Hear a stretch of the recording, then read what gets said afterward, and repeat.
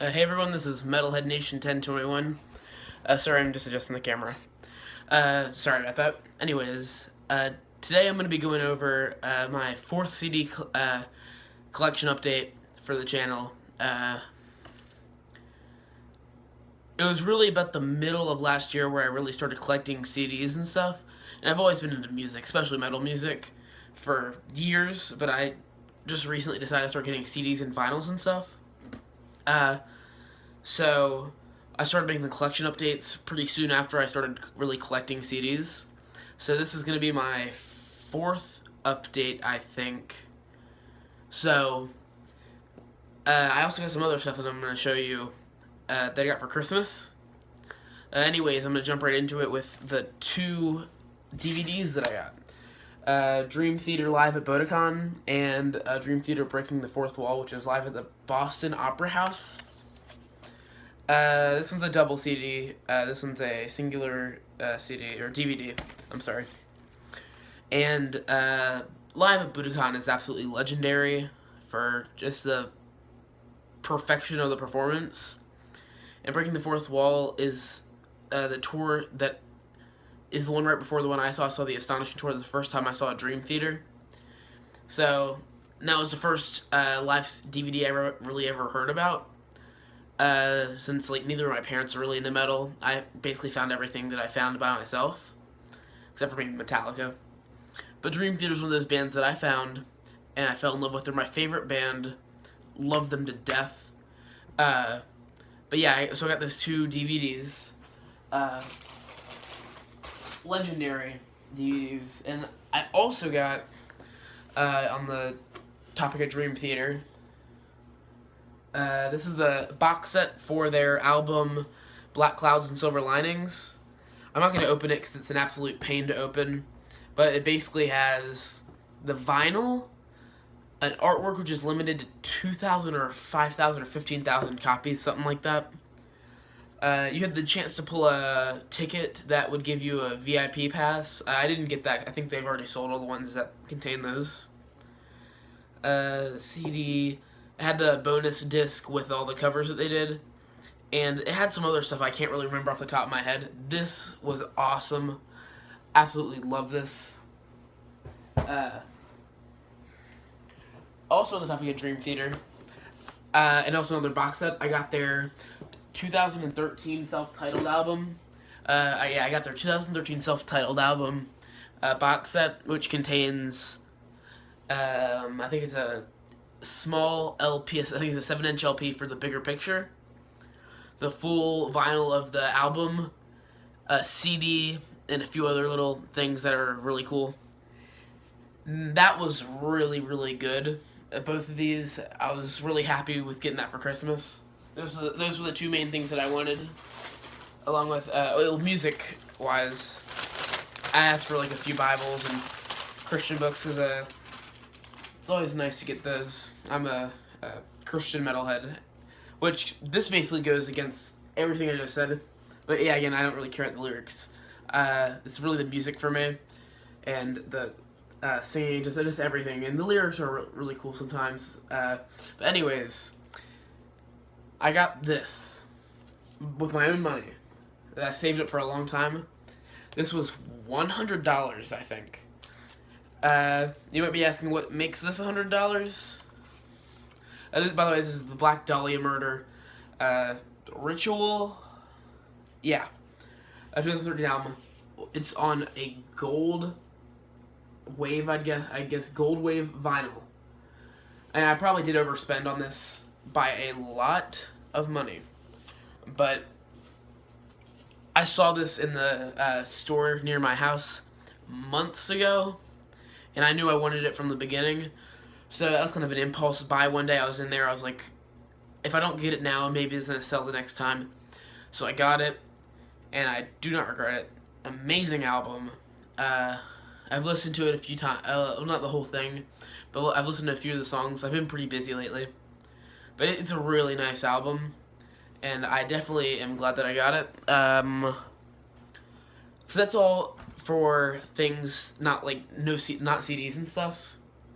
Now on to CDs. I'm gonna start in no particular order.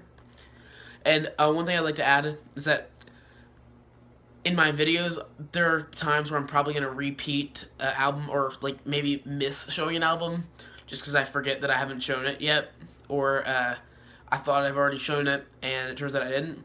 But anyways, I'll just start with the CDs right now. I got Chelsea Grin, Desolation of Eden. This album, I decided to get a few deathcore albums, like just samples of. I mean, I like deathcore, like Infant Annihilator, A Night in Texas, Angel Maker, bands like that, by Artist Murder. So I've got a few deathcore albums for the fun of it, and this one's pretty good. I mean, I definitely love Infant Annihilator and stuff like that, a little more heavy stuff, but this is still pretty good. So that right there. I might have shown this one already, but it's Amon Amarth, Jomsviking, if I pronounced that right. This was a good album. I found this one a little stale at points, kind of repetitive. Next I got Fleshgod Apocalypse King, which I think is a concept album, and I'm pretty sure it's about an hour and 10 minutes. It's a very long album. I really haven't had a chance to listen to this one in full yet, but I plan on doing it soon. I'm a huge fan of, I can't remember what the album is, the one with the big old octopus on it and stuff, and then there's the one, Labyrinth, I think it's called. I'm a big fan of those two albums. So I got that one, Born of Osiris, if I'm pronouncing that right, another deathcore, metalcore-ish band. Got this at FYE, a great purchase. I haven't really had a chance to listen to the full thing yet. It's still pretty good. I enjoy what I've heard. Next is Opeth. They did a live DVD, or I'm sorry, a live CD.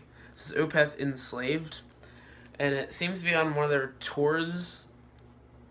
But the main thing about this one is that I went to Books A Million, looking to see if they had any metal magazines, and they have the Prog magazine there, and this came with it. I haven't given this one a chance yet, I just haven't had time. But this looks really cool, and I cannot wait to give this a listen. I'm a huge Opeth fan, their newer stuff and their older stuff. That was a nice thing. I didn't really expect that to be in there. I got a UCD too. This is Gorgoroth. What is it? I'm sorry. Under the Sign of Hell.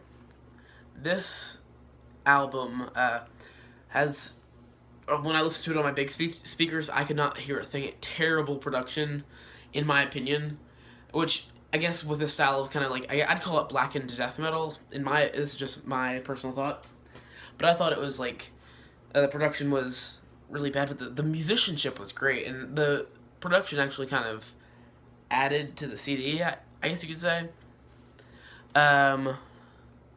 Next I have the Black Dahlia Murder with, Nightbringers. Okay, I was just making sure I said that right. Black Dahlia Murder, Nightbringers. Absolutely love the Black Dahlia Murder guitar solos and the drums. And it's a great band. I know it gets bashed a lot in the true metal community. So I thought this was a really nice album to pick up because I love the band. And I saw them on the Summer Slaughter tour, actually. Sadly had to leave at the beginning of their set because it was so late. But the way this opens, if I can get it, all the lyrics are in this kind of fold. And in the middle you have the CD. So I thought that was an awesome way to package this album. Sometimes it's not very convenient, but it still works. Let's see. And again, I might have shown some of these albums before, I'm not sure. Here we go. Okay. This was one that I might have shown. Sepultura, whatever you want to call them. I'm not really sure to pronounce it with Alex or Alex. I'm going to guess it's Alex. 18 tracks. There are a few like filler tracks, like noise tracks, I think. I listened to this one. I think this one's over an hour, or it's right about there. It's a really good album. Again, it's not as fast and heavy, in my opinion, as some of the other ones were. But, I mean, that it is actually a really good album because it kind of trails off from what they usually do. What else do I? Okay, Children of Bodom with Follow the Reaper. I'm a huge fan of this band, and I like what they do with the whole keyboards and metal and death metal concept. I feel like more bands should do that because I really enjoy it. Anyways, this is one of the 2 albums I have by them. I really enjoy it. I haven't been able to listen to this one sadly yet in full. What else do I? Oh, right here. I think they're called. Oh man, I'm never gonna get this. Exhumation, and with the album Under the Serpent's Dogma. Album artwork is sick. Picked this up at Earfood for $7. Haven't given this a full listen yet, but from what I've heard, it's an absolute steal. This album, I think, is like technical death metal with a brutal side. It has a little bit of a synth in it, so I really enjoyed what I've heard so far. Gonna check this out in full soon. What else? I think, actually, I'm gonna say this. I think this was included in the Metalhead box recently, and maybe that's how it got there.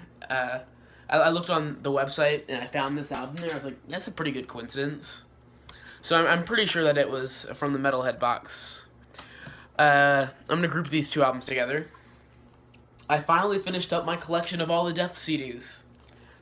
I have I think it's 7 albums. First one I got was Scream Bloody Gore, obviously. And then I kind of went backwards in a way. But these 2 right here, kind of when they still have that thrash element to them. And I love both sides to death. This is one of my favorite bands. But definitely check these 2 out.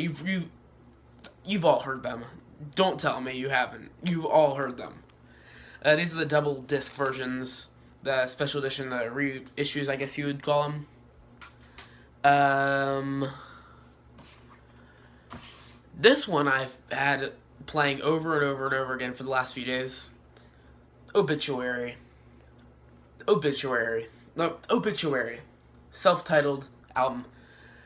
Yeah, it's 11 tracks if you count the bonus track. It's like 30-something minutes. It's short, sweet, to the point. It is amazing. The guitar solos, the production, the songwriting, everything is so catchy, but at the same time, just brutal. Donald Tardy's drumming and John Tardy's vocals, the guitars, just everything. This album is amazing. This one I'm glad I picked up. This was at FYE. Almost running out of time. I'm sorry. I'm gonna cover this one last. Let's see. 6 Feet Under. This is an unpopular opinion. I haven't been able to hear the entire album yet, but from what I've heard, I love this album.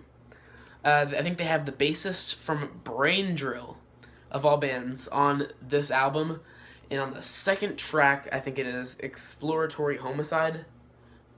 Oh my gosh, the bass solo for about 3 seconds in there. Right when I heard it, I was like, this guy has to be from Brain Drill. Turns out he is. It reminded me so much of it. Great album, in my opinion. And I understand the last few haven't been that good in most people's eyes. I don't really see the problem with them as much as other people do. But it's just my personal opinion, I guess. This one, The Contortionist with, I think, oh, good lord, yeah, Clairvoyant. I'm pretty sure they're progressive metal, and I haven't heard too much by them. I've heard about them a lot, but I'm just checking them out now. Great band from what I've heard about them. They seem really cool. I think they kind of include synths and stuff. Try to close the video up soon. Ocean's 8 Alaska. I got this album mostly just because of that amazing drumming. What was the song? Escapist. I've seen the drum playthrough. Their drummer's an absolute legend. And the last album, for personal reasons, is August Burns Red, Phantom Anthem. I'm a Christian metalhead, and it's nice to see, and even this is metalcore, it's nice to see that there are other people with my religious beliefs out there. I mean, in the credits, they're thanking God and Jesus Christ, which is pretty cool. And I'm not going to try to push any of my religious views on the viewers, but this is just a personal album. I really like this one. Anyways, Thanks for watching the video. I'm going to make more of these when I get more albums, and I'll see you next video. This is Metalhead Nation 1021, and thank you.